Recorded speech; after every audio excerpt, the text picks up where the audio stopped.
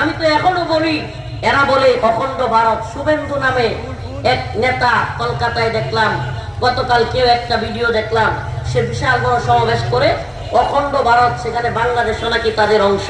আমরা বলি আমরাও অখণ্ড ভারত চাই। কয় কি হুজুর, কয় কি? আমরাও কি চাই? অখণ্ড ভারত চাই। কিন্তু অচিরেই অখণ্ড ভারত মুসলিমদের শাসনের অধীনে আসবে ইনশাআল্লাহ। আসসিনু লানা ওয়াল আরাবু লানা ওয়াল হিন্দু লানা ওয়াল কুল্লু লানা।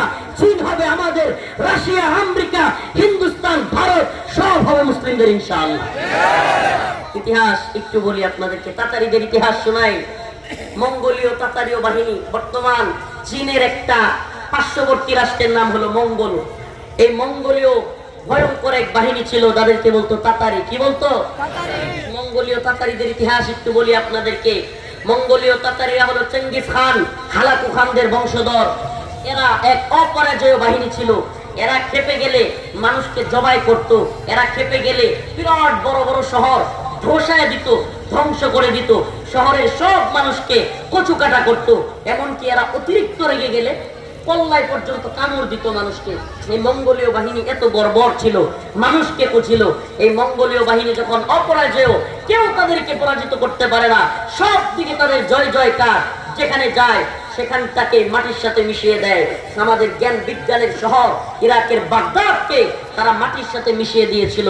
এমন অবস্থায় সুবহানাল্লাহ ওয়া বিহামদিহি এক মর্দে মুজাহিদ তিনি ছোট্ট এক বাহিনী নিয়ে দাঁড়িয়ে গেলেন, যার নাম ইমাম সাইফুদ্দিন কুতুজ। নাম কি? ইমাম সাইফুদ্দিন কুতুজের আইনে জালুতের ঘটনা আপনাদেরকে একটু বলি। মুজাহিদদের ইতিহাস যেহেতু বলতে বলা হয়েছে, ইমাম সাইফুদ্দিন কুতুজ অল্প ছোট্ট একটা বাহিনী নিয়ে দাঁড়ায় গেলেন। মঙ্গোলীয়দের কাছে যখন এই খবর পৌঁছালো যে সাইফুদ্দিন কুতুজ নামের এক কৃতদাস, তিনি আজাদ ছিলেন না, কৃতদাস ছিলেন, সেই কৃতদাস সাইফুদ্দিন কুতুজ এত বড় বাহিনী তৈরি করতেছে, মঙ্গোলীয়রা খেপে গেল।